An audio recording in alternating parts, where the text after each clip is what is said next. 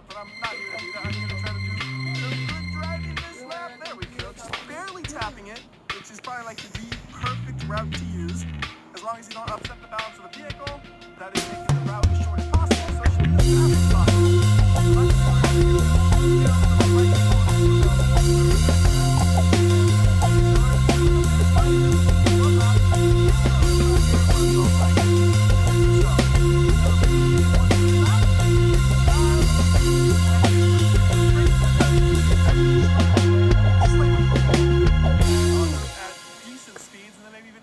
speed if it's interesting enough.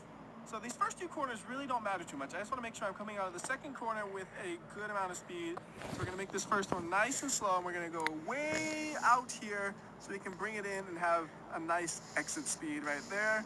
So we'll hopefully hit like 60 miles per hour on that speed bump. We're going to avoid the first one and hit the second one.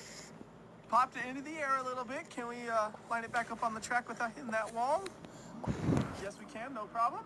I was using the slow-mo right there a little bit to my advantage, as you saw.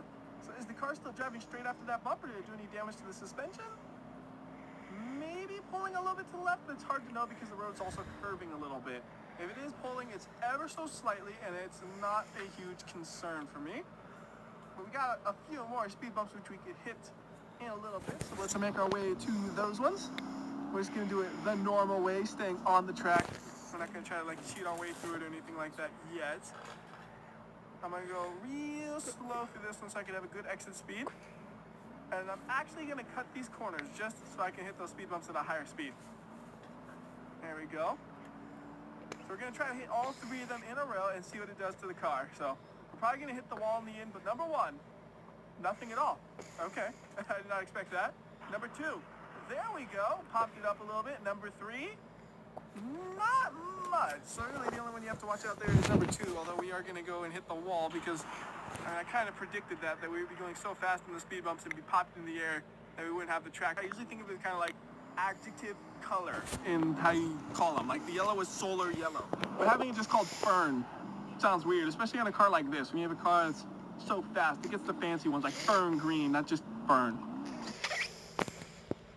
Targets. Let's go. Charging at it. 80 miles per hour. Whoa, wow, that's that's a little bit different. So the drive shaft actually broke and the main engine broke from that impact. A little bit taller, but I figured I was just imagining that because of the angle I was coming into the corner or something. But the only way to know for certain is to hit the other one at about the same speed and see if we fly into the air just as violently. And to get the same angle on it, I'm going to do a little bit of a cheating maneuver right here. We're going to just pop through that corner and then floor it. So we're going to hit that at 80 miles per hour. And it did put it into the air pretty hard. But it didn't destroy everything. Those things will pop me into the air good. These should be able to go over 100 miles per hour when we first hit it, so I expect some chaos on these ones. And we do need to brake earlier here than I was mentioning earlier because this car's so much faster. You gotta brake and do something like that where you just keep tapping the gas because you're afraid to go full on because you might spin out with this thing. All right, well, we're gonna hit the brakes on the second from last light there instead of the last one. We're going to do the same strategy as last time, though, where we just cut through this corner to get as much speed as possible on the bumps. And then I'm going to also kind of try to angle it away from the wall, so we're going to steer hard to the right. No air. No air. And no air. Interesting. Although I am still going to hit the walls, unfortunately. I think I kind of busted up my steering a little bit. I don't think the right wheel was steering it on course. Now it is a course, which means it's one single continuous road. There are no alternative roads or anything like that. But that one single road is a little bit over 10 miles.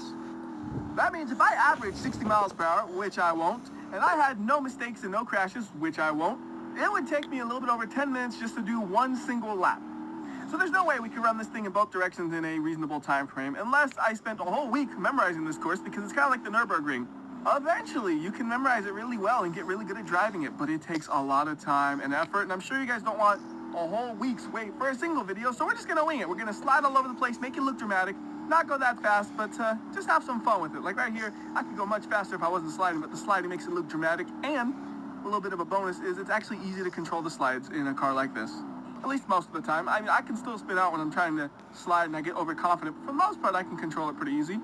The starting section's also a little bit easier than some of the later sections, so I'm going faster than I will in the later sections because here, there's a pretty easy edge. By that I mean, if I fall off the road over to here, no big deal. We just go back on the road and we keep on driving. Eventually, that's no longer the case, and if you fall off the road that much, you're going to fall off the cliff. It actually eventually is now. So we're gonna do the same thing. We fall off the road this much, whoops, we're gonna fly off the road. Come on, save it, save it, save it, save it, save it, save it. Nope, we're gone, we're gone, we're gone. Watch it fall. I mean, I kind of half expected it to fall, but it would have been really cool if it didn't, you know? And right there, that car is amazingly intact. Yeah, I had a roll cage to help it hold up before we let up on the gas. Does that mean we might crash immediately? Maybe? Let's see, are we at 100? 100, okay, we can slow it up. And just in time, too, because that was getting a little too close. If I was going a little bit slower, I would have not reached 100 in time and would have crashed. And we're going to do lots of crashing here. Don't worry about that. I know you guys like to see the crashes, so anytime I see a good opportunity to crash, I will. Usually it's not going to be into barriers. It's going to be like, oh, look, a cliff. And then we hit the cliff, or we hit the barrier. I was hoping the barrier would kind of pop us into the air, not eat us alive. I kind of want to fall into the hole and fly off the edge. There we go. Actually, got to slow down a little bit on this corner, I think, and then avoid it and into the water. Actually, surprisingly gently.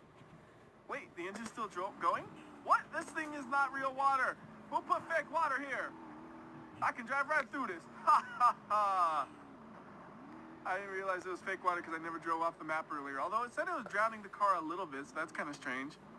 And how is this thing even driving?